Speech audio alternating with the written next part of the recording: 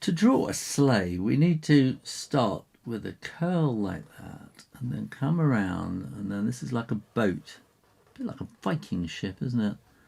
And that will come up there. So if you look, think of that as like a swan's neck coming all the way around, and then we'll come down a little bit into a curve and straight across.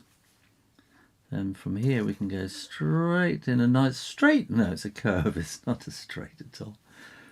And here we want to draw like a little box, and then we can draw a curve down that way and a curve down that way.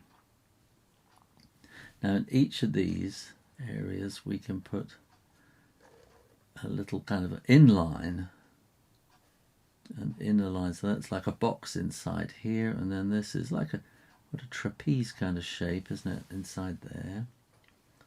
And here, this tricky is just trying to keep the equal distance as you come around, all the way around like that.